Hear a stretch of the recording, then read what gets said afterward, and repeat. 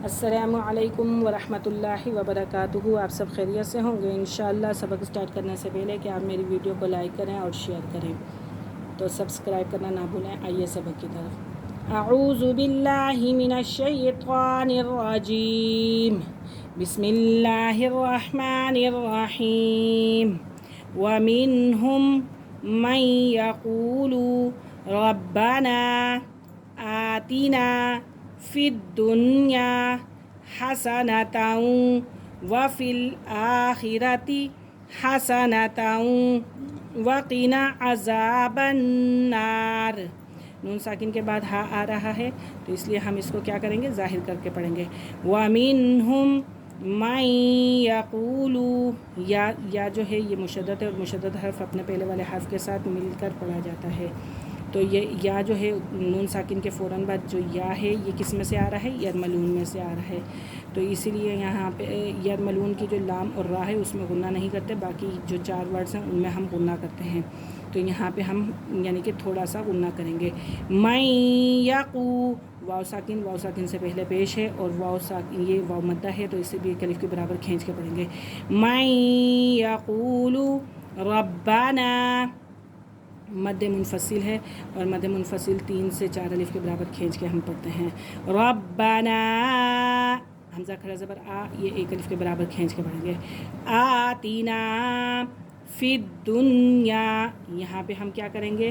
یہ اظہار مطلق کا قاعدہ ہو رہا ہے یہاں پہ، کیونکہ نون ساکن اور یا جو ہے یہ ید ملون میں سے ایک ہی کلمے میں آ رہے ہیں، تو اس لیے ہم ان کے اندر غنہ نہیں کریں گے۔ فی الدنیا حسنۃ، تنوین کے فوراً بعد واو آ رہا ہے، اور واو مشدد ہے، اور واو مشدد جو ہے یعنی کہ اپنے پہلے والے حرف کے ساتھ مل کر پڑھا جاتا ہے، اور یہاں پہ ہم کیا کریں گے؟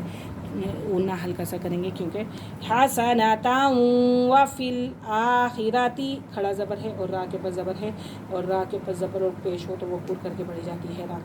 آخرۃ حسنۃ وقنا عذاب النار، تنوین کے فوراً بعد یعنی کہ کیا آ رہا ہے؟ واو، اور واو ید ملون میں سے ہے، تو ید ملون کے اندر سے آ رہا ہے، اسی وجہ سے ہم یہاں پہ غنہ کریں گے۔ آپ کو میں نے پہلے ہی بتایا ہے لام اور را کے اندر غنہ نہیں ہوتا، باقی 4 الفاظوں کے اندر غنہ ہوتا ہے۔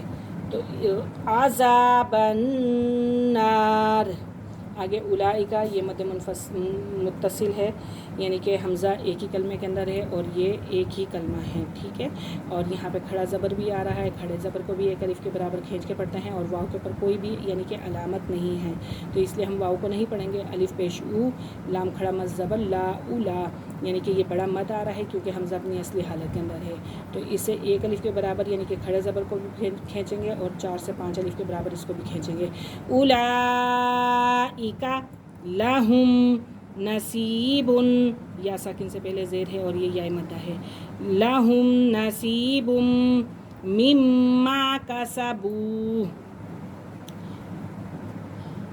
یہاں پہ وہی قاعدہ آ رہا ہے ید ملون کا، اور یہاں واو ہے، واو ساکن سے پہلے پیش ہے۔ کسبوا، واللہ، لفظ اللہ کی لام سے پہلے زبر ہے، اور لفظ اللہ کی لام سے پہلے جب زبر آ جائے یا پیش آ جائے تو لفظ اللہ کی لام کو پر کر کے پڑھتے ہیں۔ واللہ سری، یا ساکن ہے، یا ساکن سے پہلے زیر ہے، تو اسی لیے ہم اس سے کیا کریں گے؟ سری، یہ یا مدہ ہے اور اسے 1 الف کے برابر کھینچ کے پڑھیں گے۔